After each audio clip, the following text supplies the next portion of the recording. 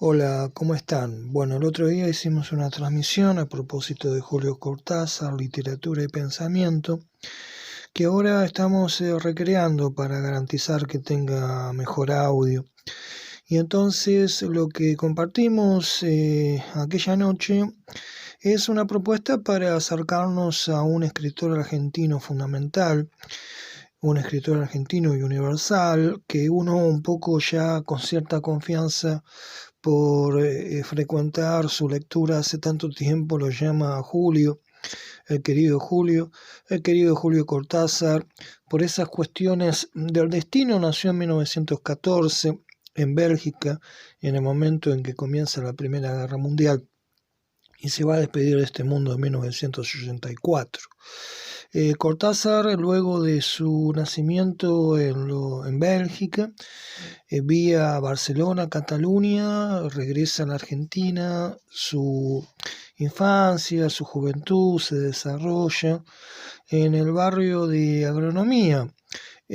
aquí en la ciudad de Buenos Aires. Para quienes no conozcan esta ciudad, le comentamos que es un lugar verde muy amplio, y más específicamente Cortázar, sus primeros años los desarrolla en el barrio Rawson, contiguo al Parque de Agronomía, y es ahí donde el joven Cortázar empieza a deslumbrarse con lecturas múltiples de autores clásicos, de autores ingleses, norteamericanos, españoles, argentinos, pero en él va a surgir una inquietud particular por la literatura francesa.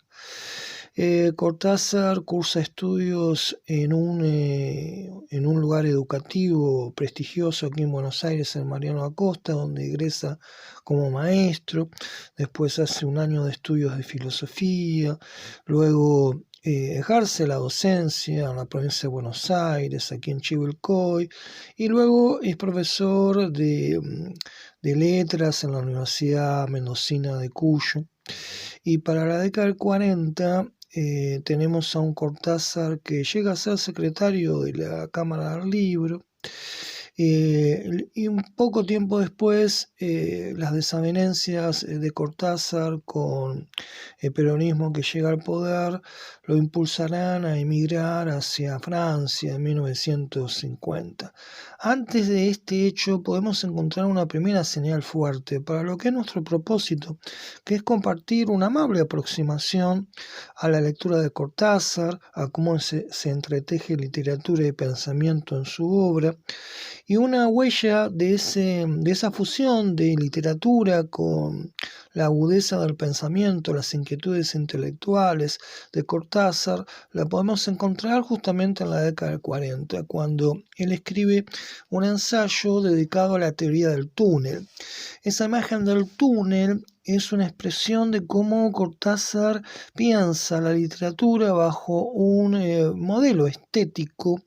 que va a profesar durante toda su vida, y al cual después le va a agregar otras búsquedas también. Pero ese modelo estético que expresa en la teoría del túnel es medular, es uno de los fundamentos más importantes de todo su proyecto literario. La teoría del túnel se vincula con la adhesión juvenil ya de Cortázar a la empresa vanguardística del surrealismo. El surrealismo en Europa había alcanzado un gran auge, influencia y una gran brillantez creativa a partir de Giorgio Chirico, que era griego de origen, pero que se desarrolló en Italia, y que inventa un estilo pictórico que impresiona fuertemente a André Breton, que luego en 1924 escribe el primer manifiesto surrealista. Al surrealismo, como ustedes saben, van a adherir Dalí, Magritte, como grandes exponentes desde la pintura, el propio Breton desde una escritura poética experimental. De hecho, el surrealismo es una estética que busca unir la conciencia, la vigilia, con las potencias creativas de un inconsciente más identificado con un inconsciente universal, un inconsciente arquetípico, a la manera casi de Jung, no el inconsciente freudiano como inconsciente individual y reprimido. El surrealismo buscaba la exploración de la mente y de las capacidades creadoras, artísticas del ser humano, uniendo entonces dos esferas que en principio parecen desconectadas. La esfera de la conciencia, la vida diurna, de vigilia, con el ámbito del sueño asociado a la noche, al inconsciente. Por lo tanto, esa estética del surrealismo es un poco el cielo dentro del cual Cortázar acomoda su esfuerzo, su búsqueda creativa. Y la teoría del túnel lo expresa a partir de la imagen justamente del túnel, que la tenemos que pensar primero desde el túnel concebido por los ingenieros, por los obreros que perforan la roca de una montaña para, por el túnel, unir dos lugares que antes estaban desconectados. Por lo tanto, de forma analógica, para aquel joven Cortázar de la teoría del túnel, la literatura debe también horadar muros para crear túneles. Estos muros son límites, son fronteras vinculados con el mundo conocido, con el mundo cotidiano, con el mundo utilitario, con el mundo racional. El muro que la literatura tiene que perforar para extender túneles es también el muro del propio lenguaje como una estructura anquilosada, sometida a convenciones gramaticales, o es el muro del lenguaje asimilado a un género de realismo literario. Cortázar concibe la literatura como un proceso de transformación vanguardista, por lo tanto la literatura debe perforar el muro de el mundo con sus convenciones culturales y lingüísticas, y a partir de ese túnel conectar el lado de acá, esta orilla, el mundo conocido, con un otro lado, con una otra edad. Esa búsqueda de conexión entonces entre dos niveles de realidad que es propio de la búsqueda o la empresa surrealista, Cortázar la hace propio. Entonces, como uno de los pilares de su literatura asociada con un pensamiento en torno a lo literario y a la realidad, a la naturaleza misma de la realidad, para Cortázar la literatura es un proceso de autocuestionamiento del lenguaje, de su transformación desde una voluntad vanguardística y construcción de túneles para, por la imaginación y la creación, abandonar nuestro mundo conocido, esta orilla, y abrirnos, comunicarnos con ese otro lado, con esa otra edad, donde la realidad se libera de la lógica, donde la realidad se ve enriquecida por sensaciones, percepciones, que solo la imaginación y la poesía pueden expresar de forma aceptable. El otro lado se vincula con lo que burla los límites de la razón y también de las leyes naturales que rigen nuestra vida ordenada cotidiana. Entonces, en pos de esa búsqueda, a partir de esa filosofía surrealista que está detrás de la empresa, del proyecto literario de Cortázar,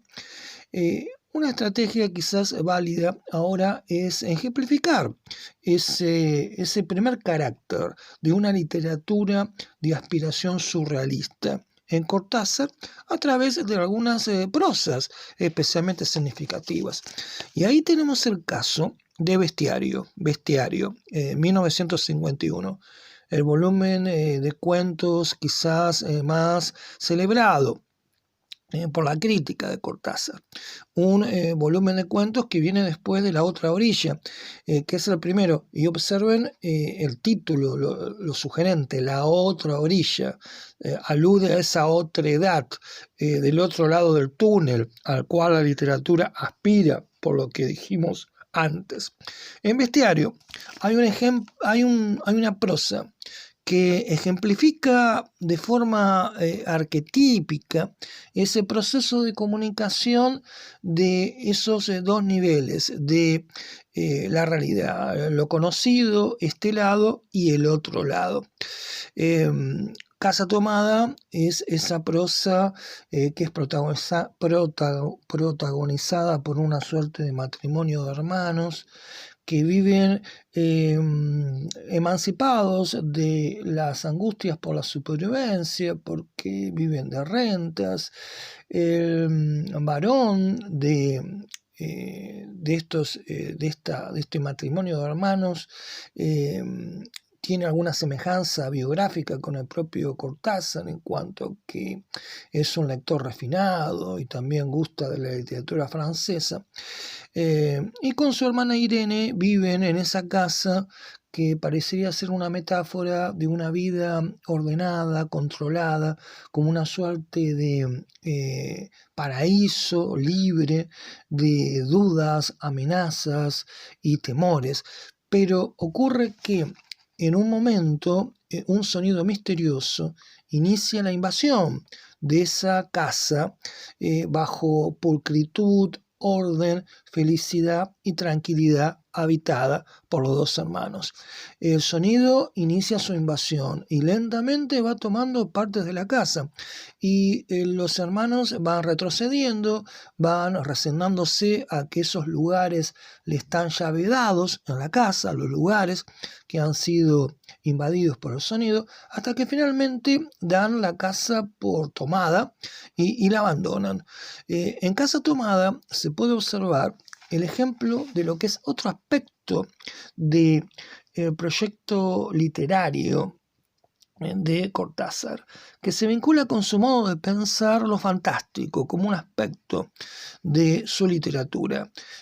Cuando hablamos de lo fantástico podemos pensar en Todorov y su introducción a la literatura de lo fantástico, pero Cortázar piensa lo fantástico bajo un matiz, una singularidad que está hábilmente desarrollada en términos críticos por una obra que es En busca de Julio Cortázar, El unicornio en busca de Julio Cortázar y sus cuentos como ejemplo de una poética de lo neofantástico, que es una obra de Gredos del crítico Jaime Alaraski. Y en esa obra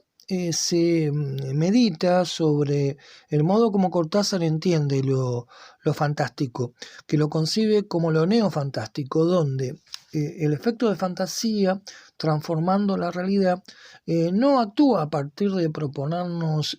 un mundo distinto, con otras leyes, o una invasión de un mundo invisible relacionado con aparecidos, fantasmas o el terror, sino que lo neofantástico, como otro aspecto de esa literatura pensada por Cortázar, primero del surrealismo, ahora en segundo término,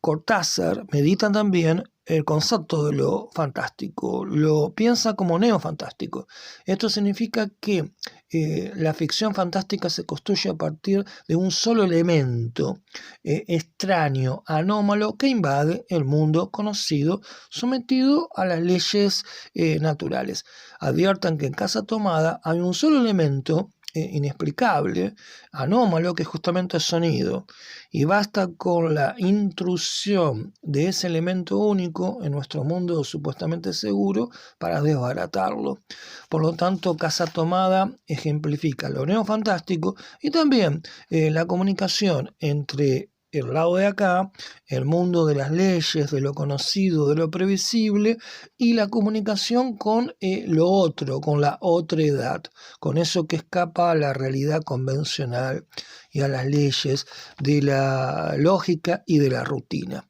Otra prosa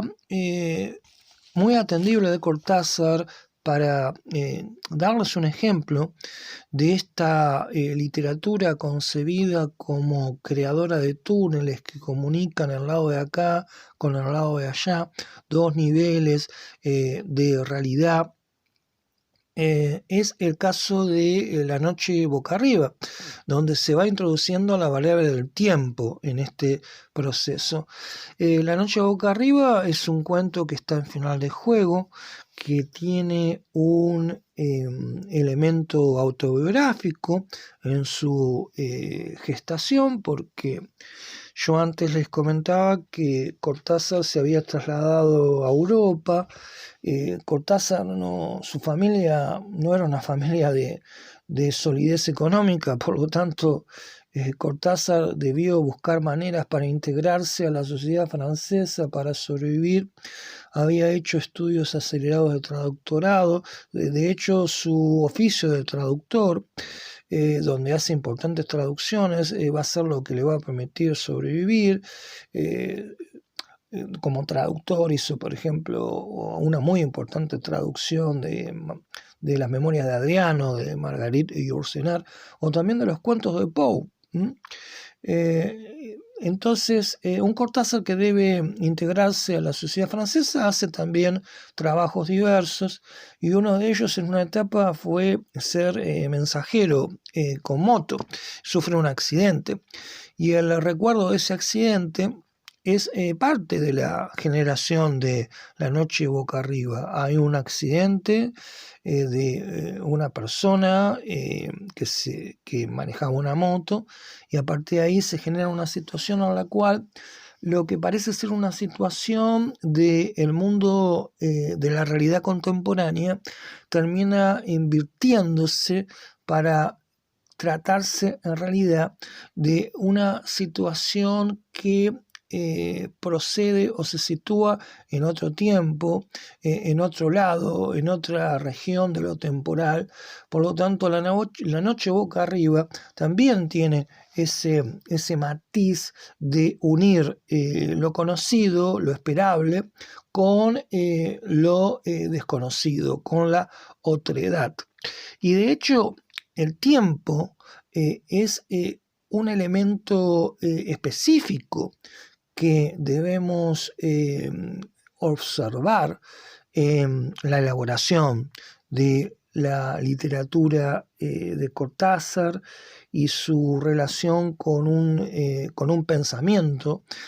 que a partir de la creación desestabiliza el mundo conocido. En este caso sería un tercer elemento. Primero, Cortázar del surrealismo, del túnel, la comunicación de este lado con la otredad. Segundo, lo neofantástico. Tercero, el tiempo como un vehículo específico para las transformaciones de la realidad conocida. El otro cielo, una prosa muy celebrada, que se encuentra en Todos los fuegos el fuego, puede ser un ejemplo para ilustrar esto. Es una situación ficcional en una Buenos Aires sugerida, que se la podía situar en la década del 40, en la cual un agente de bolsa ya comprometido se entrega a sus faenas, pero busca descanso o renovación caminando por las calles de Buenos Aires, en particular por la famosa aquí calle peatonal Florida, y llega hasta una galería, la Galería Güemes, que une la calle Florida con la calle San Martín. Pero cuando este personaje intenta ir de una calle a otra a través de la galería, esto no es lo que se produce, sino que a través de la galería, que observen que es una suerte de variación de la figura del túnel, parte del mundo conocido de Buenos Aires y sale a un otro lado, que es otro nivel del tiempo, que es el París posterior a la guerra franco-prusiana en 1870. Y entonces ahí el personaje del otro cielo conoce a unas mujeres que pertenecen a un ambiente de lo que se llama la profesión más antigua, se siente seducido por esa bohemia, pero también descubre o comparte con ellas la preocupación por la aparición de un personaje en ese mundo de los suburbios de París, que es Lauren el sudamericano. Un asesino, un personaje que está inspirado en Isidoro Ducas, el conde de Lautréamont, un referente de la poesía simbolista francesa del siglo XIX, autor de los cantos de mal dolor. Ese personaje muestra esa afinidad, ese placer de Cortázar por la literatura francesa y por una poética de un simbolismo que también transforma el mundo habitual, y dentro de la dinámica ficcional del otro cielo, Lauren el sudamericano, encubiertamente el conde de Lautréamont, el uruguayo conde de Lautréamont, porque había nacido en Montevideo, hijo de una familia de diplomáticos franceses. Ese personaje es parte de esa dinámica ficcional, decíamos, en la cual se une el tiempo del mundo conocido con un otro tiempo. Entonces nuevamente se consuma esa literatura que une dos niveles, dos aspectos de realidad en principio separados e incomunicados, y de hecho el tiempo es el puente, el túnel, la galería, es el vehículo para unir dos niveles posibles de realidad distintos. Y esto también se ve en Todos los fuegos el fuego, que es un cuento que le da nombre al volumen homónimo Todos los fuegos el fuego, en el cual está el otro cielo, donde el tiempo actúa como el puente que une el tiempo contemporáneo de una pareja francesa inmersa en sus conflictos y en sus distancias con una pareja en otro tiempo paralelo en el momento del Imperio Romano. Por lo tanto, esa construcción del acto imaginativo, creativo, literario, uniendo distintos niveles posibles de realidad, le viene sugerido a Cortázar en su origen por el surrealismo, y es parte del primer sendero de su creatividad literaria, donde también podemos encontrar otro ejemplo de este tipo de literatura. El ídolo de las Cícladas en Final de Juego. Ahí tenemos nuevamente este proceso de conexión de dos polos en principio separados. Por un lado, una trilogía de arqueólogos, Thérèse, Morán y Somoza, que se sitúan desde una mentalidad arqueológica, científica en el mundo contemporáneo, buscando excavar para rescatar ídolos, estatuillas de una antigua cultura del mar Egeo, también con un propósito clandestino de venta, pero que a partir de su emplazamiento en el mundo contemporáneo y su mentalidad pragmática y científica, uno de ellos en particular, Somoza, se pone en comunicación con ese mundo arcaico representado por una estatuilla que arrebatan de su olvido en su entierro milenario, y a partir de ahí Somoza ingresa en una identificación que hace que este arqueólogo moderno sea ese lugar de encuentro entre la mentalidad científica y una sensibilidad que se abre a lo arcaico, a lo mágico, a lo ritual, con una consecuencia determinada en el desarrollo del cuento que, por supuesto, no adelantaremos, que es muy impactante o inesperada. El ídolo de las Cícladas. Y en este pensamiento de inspiración surrealista, poniendo en conexión en principio dos niveles de realidad separados, hay también otro ejemplo que es un relato de prosa poética poco recordado, pero que entiendo que quizás sea un punto máximo de excelencia en la literatura pensante de Cortázar, que es la prosa del observatorio, que es un texto que publicó en 1972, después de un viaje por el sudeste asiático, donde estuvo en varios países, estuvo en Vietnam, en Laos, pero también estuvo en la India, y ahí se puso en contacto con la obra de un astrónomo sultán del siglo XVII, que tenía como hábito escrutar el cielo de la noche pelirroja, como es la metáfora en el texto, y a partir de ahí se abismaba, se desbordaba hacia una dimensión de absoluto que encontraba en el mundo celeste. Y esa dimensión de una apertura poética a la astronomía, al cielo, se pone en conexión con una realidad que aparentemente no tiene conexión, en otro ejemplo de esta imaginación surrealista como un pensamiento que une polos o aspectos en principio distintos, que es la vida secreta de las anguilas. Cortázar había leído un artículo científico en una revista respecto a los procesos de migración de las anguilas desde el mar de los Sargazos en América Central hacia los ríos europeos, y en el momento en que desaguan en el océano, como parte del ciclo de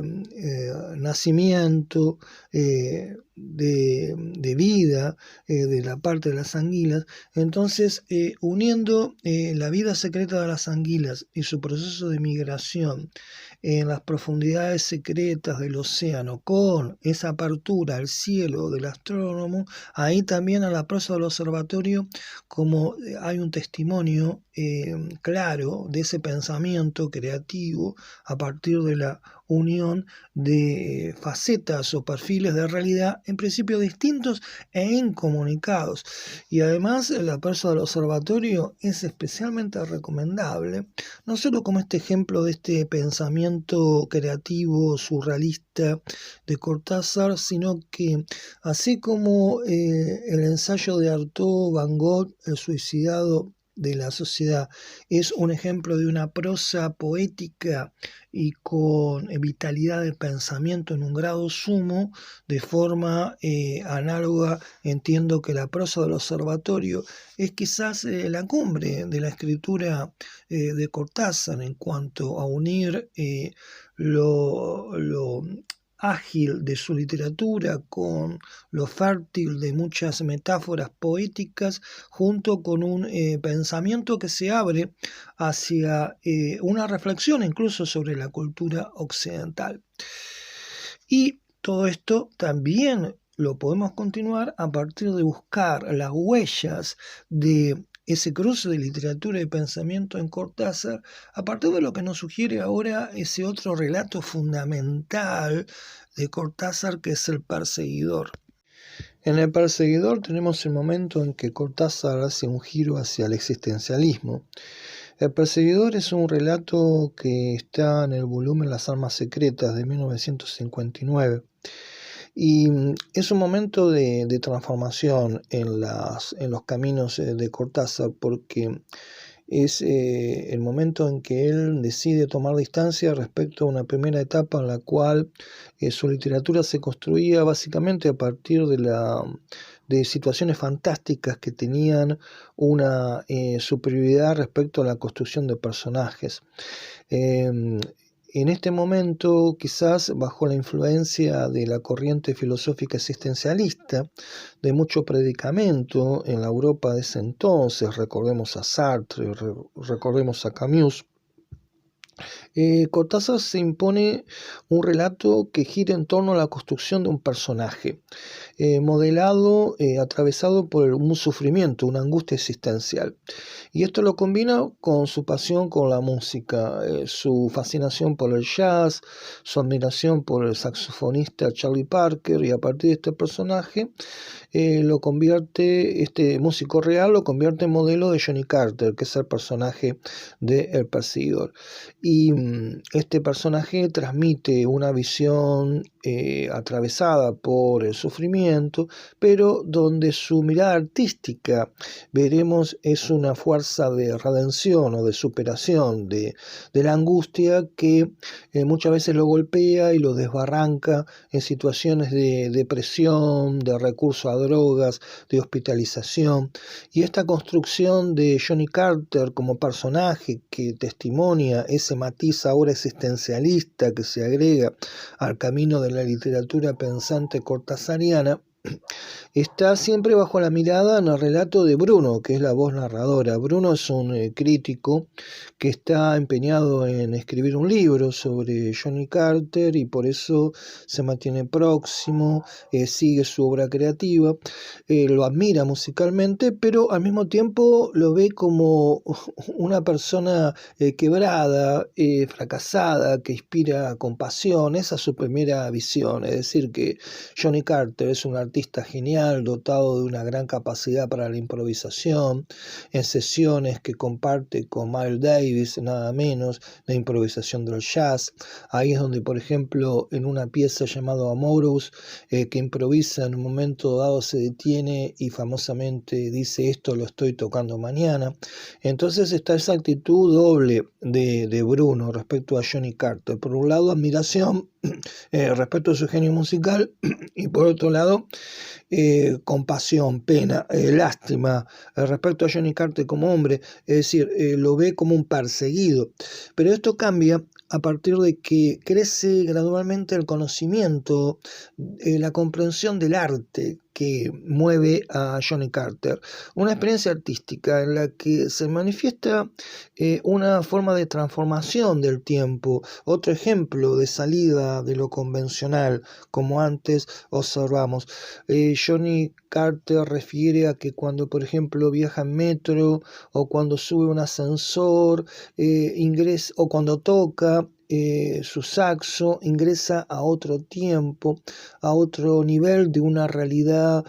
acrecentada, de sensaciones más intensas, y esto también lo expresa por la imagen de un maletín, es decir, que a partir de estar en la experiencia artística, la realidad se modifica, se amplía, desborda los límites de lo cotidiano, y esto se expresa en la mayor capacidad de un maletín de contener cosas. En la situación normal, la capacidad de un maletín puede ser la de darle lugar a unas camisas, a unos pantalones, pero cuando Johnny Carter le refiere a Bruno que accede a un nivel de experiencia ampliada, una realidad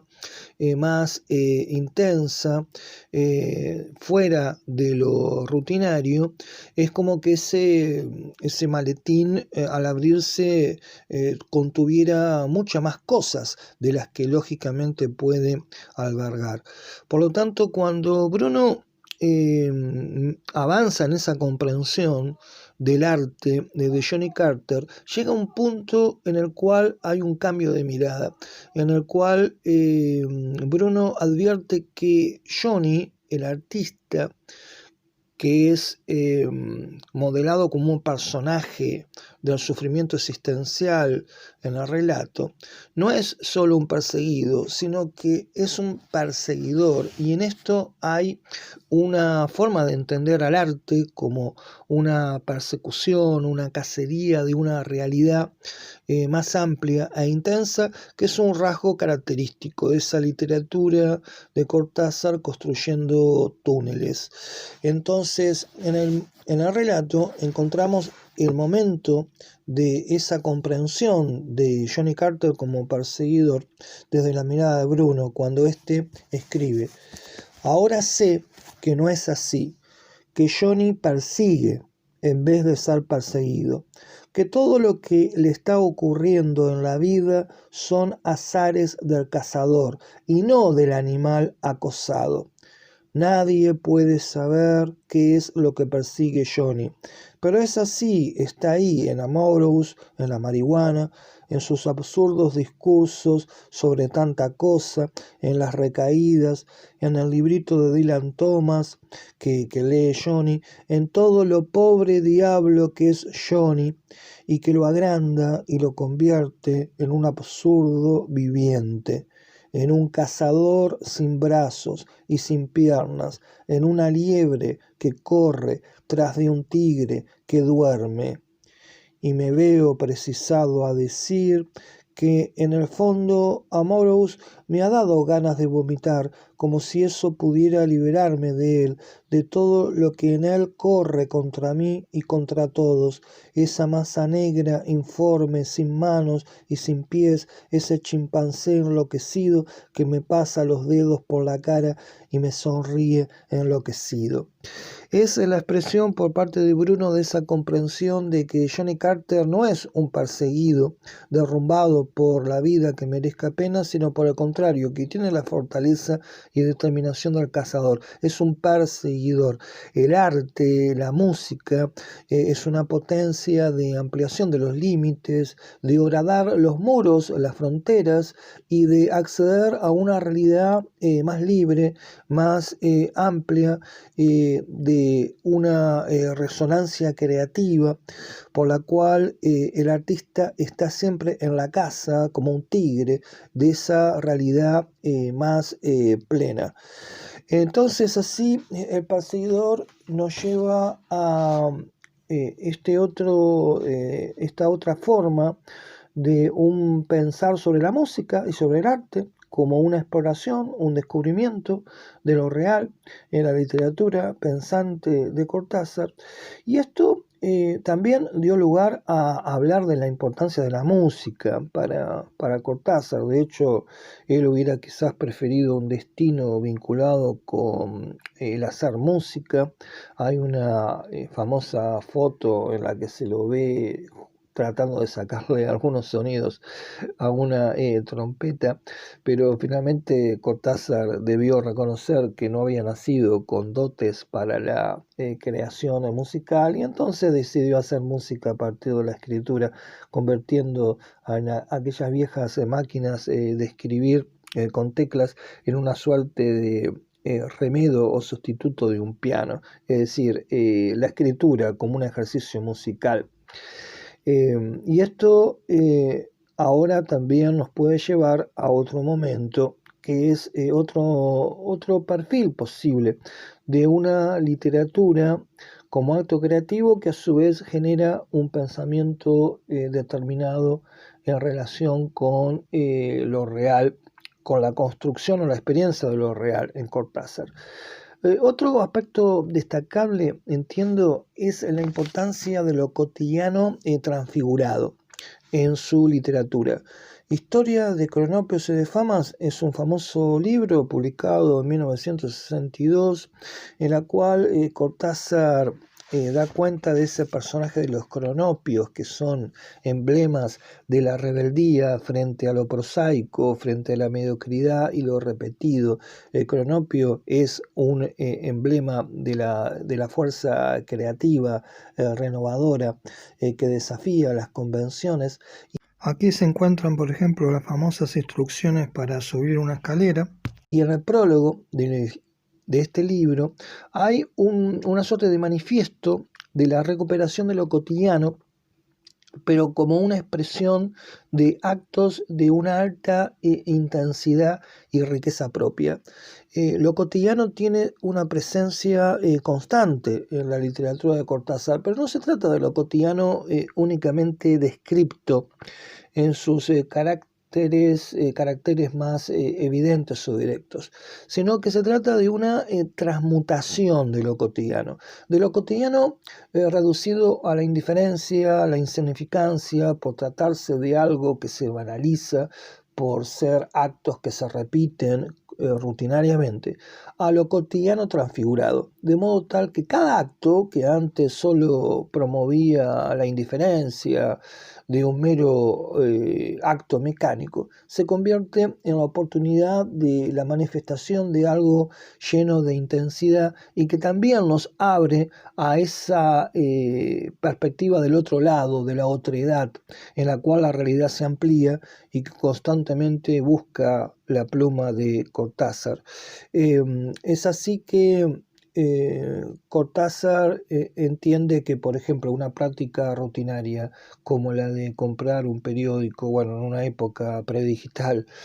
como la de Cortázar, o la de lavarse los dientes, esos actos que podemos hacer rutinariamente sin darle mayor significación, a partir de esta actitud de transmutación de la experiencia cotidiana por la experiencia literaria, se modifican y se convierten en actos cargados de significación, de un valor propio que merece toda la atención y que es un estímulo para una apertura de la percepción. Ahí entonces nos encontramos con esa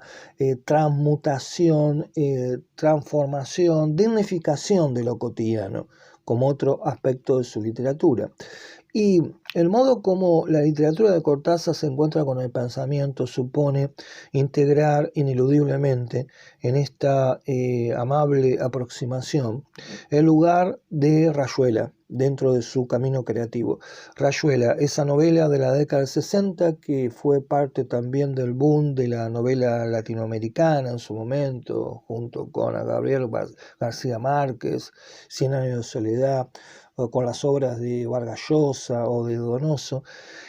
ese momento de esplendor de la literatura latinoamericana que también coincidía con los ritmos de experimentación de vanguardia de la literatura en Francia, el grupo Tequel, Roland Barthes, el Nouveau Roman, Marguerite Duras, Robert Grillet. En ese contexto de experimentación vanguardista, Cortázar le da vida a Rayuela. Un primer nombre que había pensado para esta obra era Mandala,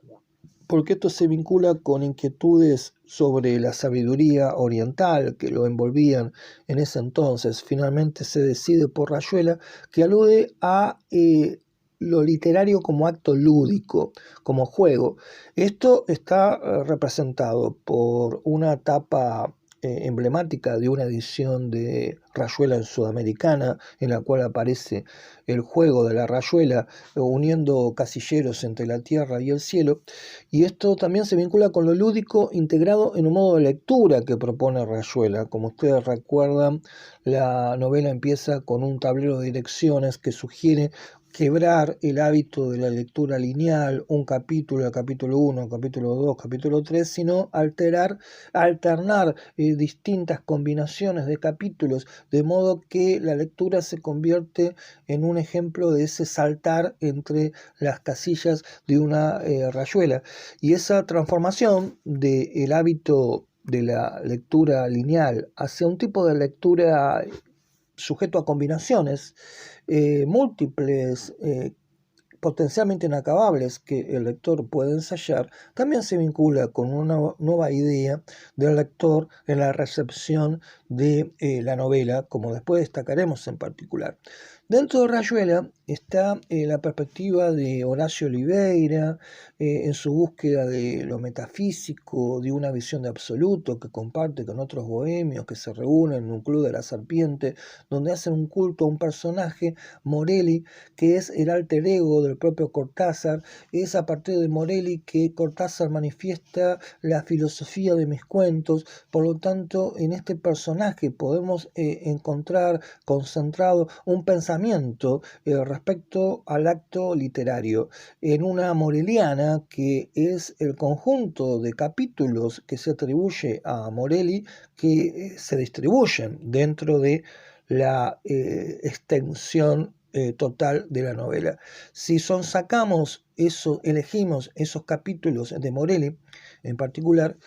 podemos encontrarnos con una moreliana que la podemos encontrar, por ejemplo, en una selección de esos capítulos de Julio Ortega en Tusquet, La Moreliana, y siguiendo algunos de esos capítulos podemos entonces entender otros fervores del pensamiento mezclado con lo literario en Cortázar. Por ejemplo, en el capítulo 61, de esos capítulos atribuidos a Morelli y por tanto la moreliana dentro de la novela, se habla de una explosión hacia la luz, es decir, de una experiencia artística de transformación de la percepción a través de la escritura, que a Morelli lo hace sentirse próximo a un estallido, que es una salida del mundo convencional y un acceso a la otredad, bajo esta metáfora de la explosión hacia la luz. En un capítulo siguiente, el capítulo 62, se habla de un proyecto de libro de Morelli, donde éste da muestra de su voluntad experimental, que transforma los hábitos convencionales de lo literario. Habla de un neurobiólogo sueco, Holder Heiden, y de su teoría para explicar el funcionamiento de la memoria y del pensamiento a partir de una teoría química respecto a las neuronas, sus proteínas, los enlaces sinápticos. Es decir, hay una visión a la cual es más relevante para comprender al humano, comprender sus procesos neurofisiológicos vinculados con fuerzas físico-químicas, con procesos materiales, cerebrales, que la comprensión del humano a través de la psicología, a través de sus pasiones o sus características o temperamentos. Ese descenso de Morelli hacia esa comprensión de esa estructura químico-cerebral del sujeto suena muy familiar a los estudios contemporáneos de neurociencias, pero también tiene que ver con transformar la imagen del sujeto, yendo más allá del humanismo, que entiende al hombre desde la razón, la conciencia, desde sus búsquedas de autoconocimiento, para entender que el Homo sapiens es una forma de sujeto mutable, que puede cambiar, que se puede transformar. Por lo tanto, si Morelli busca un libro donde se entienda lo propio del humano, más allá de lo que él dice sobre sí mismo, de su psicología, sino entendiendo esos procesos cerebrales más profundos, lo que hay detrás es una idea de transformación del homo hacia otras posibilidades, lo cual también está en afinidad con estas ideas contemporáneas del transhumanismo, el poshumanismo, una salida del esquema clásico del humano hacia su posible transmutación. En el capítulo 71, Morelli, alter ego de Cortázar, destaca que la historia siempre es movida por la aspiración a recuperar un paraíso perdido. Esto Morelli lo caracteriza como la nostalgia del reino. En esa búsqueda del reino, del paraíso, este no volverá como lo entienden las representaciones de los antiguos mitos o de las religiones, sino que ese reino, ese paraíso recuperado que la humanidad siempre desea, seguramente será producto de procesos vinculados con transformaciones materiales, culturales, futuras, y dentro de esas transformaciones que quizás acerquen a esa recuperación de ese reino milenario, está algo que Morelli destaca como percibir las cosas, un poco como lo señala la física, que todo está compuesto de átomos en continuo movimiento, es decir, percibir las cosas como que siempre vibran y tiemblan, algo distinto a la percepción convencional, donde vemos las cosas como algo quieto, estable, definido. Esa otra experiencia de la vibración continua de las cosas hace a una transformación de la percepción, que sería parte de ese camino en pos de ese reino que se desea y que quizás nunca se recupere. Ahí también en ese capítulo 71, Morelli introduce la situación de unos obreros, los obreros de Dublina, unos obreros yugoslavos que inician un túnel en una montaña, no llegan al otro lado, lo cual es testimonio que equivocaron el lugar, pero lejos de decepcionarse y caerse en una resignada situación de fracaso, deciden empezar en otro lugar. Y esa situación de volver a iniciar, de superar los obstáculos, sería otra experiencia que podría ser parte del camino a la recuperación de ese reino que genera siempre nostalgia. Y en el capítulo 79, ahí nos encontramos con un Morelli que manifiesta con cierta sistematicidad lo que es una literatura en Cortázar pensada bajo una búsqueda de transformación de vanguardia del acto literario, porque el capítulo 79, a propósito de Morelli, dentro de Rayuela, gira en torno a la teoría y práctica de una nueva novela, que es en parte un reflejo de esas aspiraciones de modificación de lo literario, del Nouveau Roman antes aludido. La nueva novela se caracteriza por ser una forma de escritura de la cual dependería el nacimiento de una nueva figura de lo humano, una antropofanía, como se la manifiesta en el texto. La nueva novela es aquella que busca estimular estados perceptivos, esa experiencia de la realidad atravesada por fuerzas, por fluidos, por energías, y no reducida a categorías lógicas, estables. Un tipo de escritura que nos abre a una percepción de la realidad como un proceso vivo, como una energía en continua transformación. La nueva novela, para esa apertura a una experiencia vívida de una realidad como fuerza, supone negar la novela lineal, aquella con un comienzo, un desarrollo y un final, y supone también negar la novela que gira en torno a los caracteres psicológicos, a los personajes. Es por lo tanto una novela que necesita también en su transformación otro tipo de lector, y ahí es donde Morelli alude a la conveniencia de educar a un lector cómplice que se diferencia del lector hembra. Es decir, este último tipo de lector es el que tiene una relación pasiva con lo leído, que busca en la lectura solo entretenimiento, sin ningún cuestionamiento o transformación de sí mismo. Por el contrario, el lector cómplice es aquel que entiende que el texto está concebido como un dispositivo críptico que oculta sentidos que deben ser descifrados, interpretados desde una lectura activa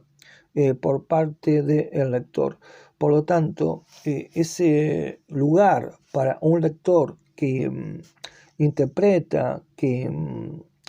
analiza, que descifra sentidos ocultos, subyacentes del texto, es parte también de esa idea por la cual el acto de la escritura no depende solo del autor. Esta cuestión del autor, justamente en la década de 60, es un poco puesta en cuestionamiento por Foucault, por ejemplo, La muerte del autor, un texto de 1969,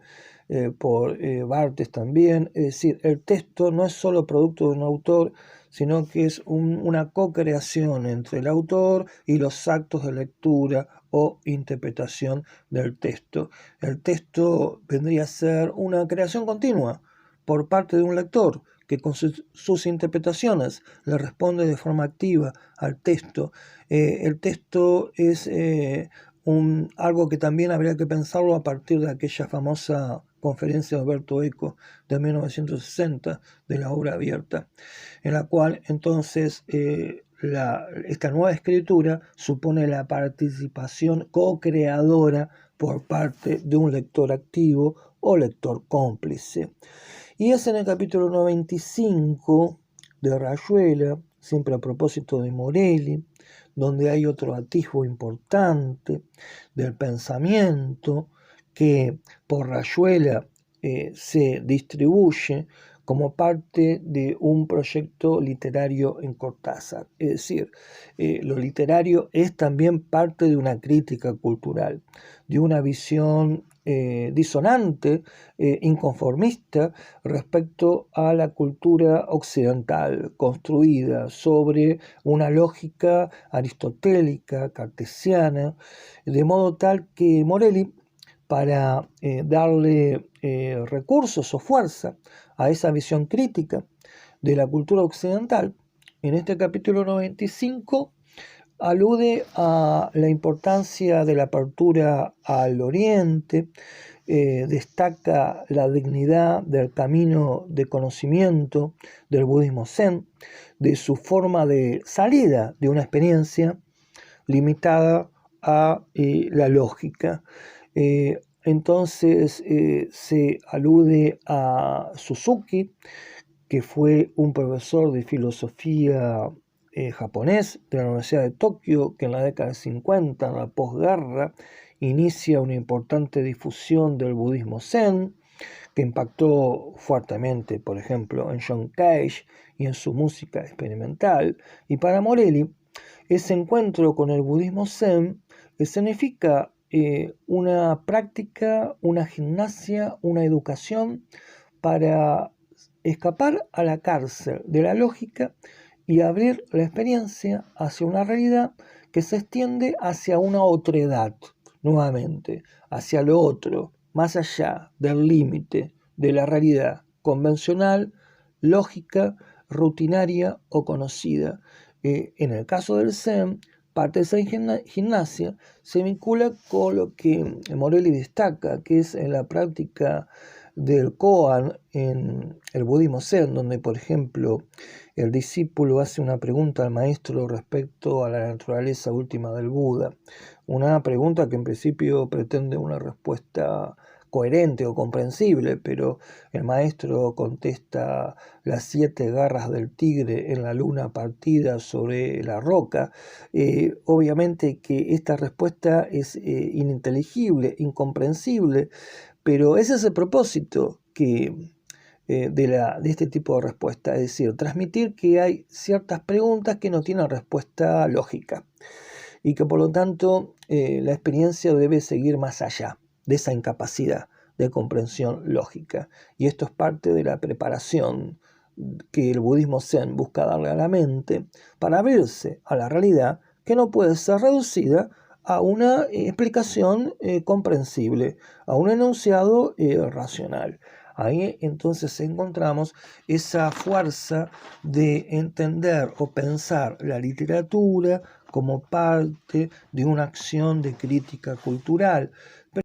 Y tampoco debemos olvidar el famoso capítulo 68 de Rayuela, en el cual Cortázar esboza un nuevo lenguaje bíblico para expresar de forma subrepticia encubierta el acto sexual, en parte inspirado quizás en el poema Jabberwocky de Lewis Carroll en Alicia en el País de las Maravillas, y también en las exploraciones del lenguaje por parte de Artaud. Pero también en Rayuela podemos encontrar una reivindicación de la experiencia literaria como acceso a una experiencia de la vida como un proceso vital, en continuo fluir, nuevamente, más allá de los límites del concepto o del intelecto. Esa apertura a ese tipo de realidad más libre, dinámica, de fuerzas en continua fluir, es lo que podemos encontrar, por ejemplo, en el capítulo 21 de Rayuela, en un momento en el cual Horacio Oliveira, tomando distancia,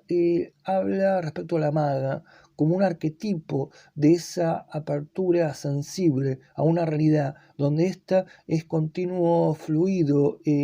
transformación, sensación, recreación, lo distinto a una realidad congelada en categorías o principios únicamente intelectuales.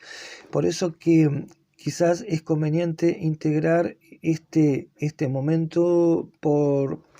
la propia fuerza de la literatura que Cortázar ensaya en estas líneas de Rayuela. Horacio Oliveira se va a referir entonces ahora a la maga. Ella hubiera querido, pero una vez más yo volví a sentar el falso orden que disimula el caos,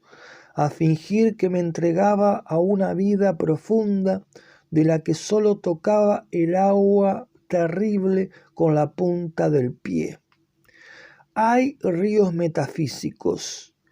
Ella, la maga, los nada como esa golondrina que está nadando en el aire, girando alucinada en torno al campanario, dejándose caer para levantarse mejor con el impulso. Yo describo y defino, y deseo esos ríos. Ella los nada. Yo los busco, los encuentro, los miro desde el puente. Ella los nada. Y no lo sabe, igualita a la golondrina. No necesita saber como yo. Puede vivir en el desorden sin que ninguna conciencia de orden la retenga. Ese orden que es su orden misterioso, esa bohemia del cuerpo y del alma que le abre de par en par las verdaderas puertas. Su vida no es desorden más que para mí, enterrado en prejuicios que desprecio y respeto al mismo tiempo. Yo, condenado a ser absuelto irremediablemente por la maga, que me juzga sin saberlo. Inútil, condenado a ser absuelto, vuélvase a casa y lea Spinoza. La maga no sabe quién es Spinoza. La maga lee interminables novelas de rusos y alemanes y Pérez Galdós y los olvida enseguida. Nunca sospechará que me condena a leer a Spinoza, juez inaudito, juez por sus manos, por su carrera en plena calle, juez por solo mirarme y dejarme desnudo, juez por tonta e infeliz y desconcertada y Roma y menos que nada, por todo eso que sé desde mi amargo saber con mi podrido rasero universitario y hombre esclarecido, por todo eso, juez. Déjate caer, golondrina, con esas filosas tijeras que recortan el cielo de Saint-Germain-des-Prés. Arranca estos ojos que miran sin ver. Estoy condenado sin apelación, pronto a ese cadalso azul, al que me izan las manos de la mujer cuidando a su hijo. Pronto la pena pronto el orden mentido de estar solo y recobrar la suficiencia, la egociencia, la conciencia, y con tanta ciencia una inútil ansia de tener lástima de algo, de que llueva aquí dentro, de que por fin empiece a llover, a oler a tierra, a cosas vivas, sí, por fin, a cosas vivas. Es entonces el testimonio de cómo Horacio Oliveira, imbuido de sus inquietudes intelectuales, finalmente reconoce frente a la maga que ésta vive la realidad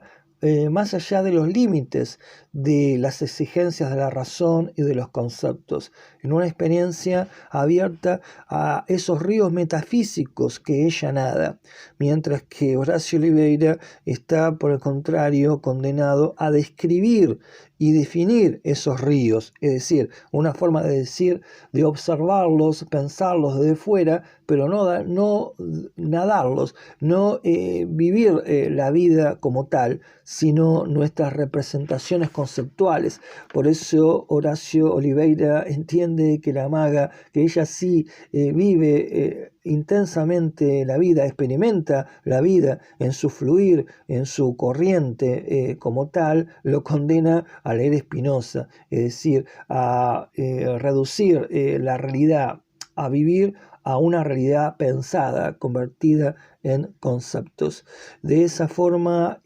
una experiencia de la vida atravesada en todo su fluir, en toda su intensidad, da cuenta también de esa aspiración romántica, de apertura sensible a la vida, que es parte de un posible gesto neorromántico que se incorpora ahora a este intento de comprender los modos de el pensamiento sobre lo literario en Cortázar.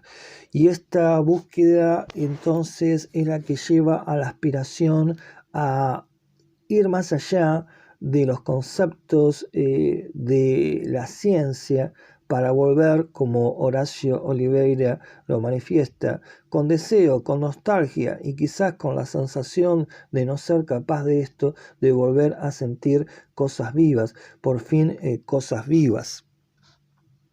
Más allá de los límites de la lógica, como un indicio de una literatura en Cortázar que también se envuelve en cierto aspecto neorromántico, es decir, en un arte que promueve una apertura a la realidad donde ésta debe ser explorada mediante una experiencia sensitiva que le da intensidad, vinculada con lo intuitivo, más allá de ese límite lógico, representado justamente por la maga. Y se trata de el arte de la literatura de Cortázar como un pensamiento que construye túneles para unir dimensiones en principios separadas y para siempre hacernos desbordar más allá de las fronteras y lo límite de lo lógico utilitario occidental. Nos encontramos también con un Cortázar que promueve en una de sus últimas obras una transformación de la percepción del espacio. Es el caso de los autonautas de la Cosmopista, un viaje temporal París-Marsella. Es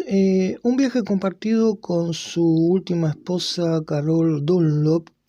que ya estaba quejada de una enfermedad de leucemia por la cual morirá un año después de este viaje particular, donde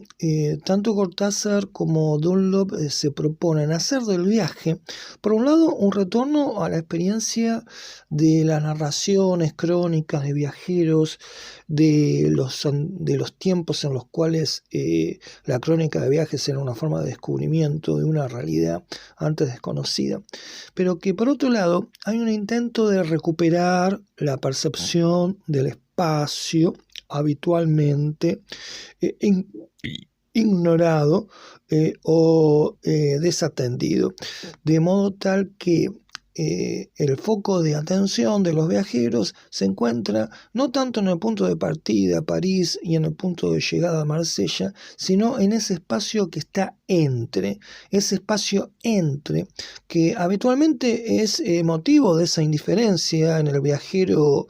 convencional, que solo está preocupado por llegar cuanto antes a su destino. En este caso, esta experiencia de indiferencia al espacio es totalmente subvertida, de modo que el viaje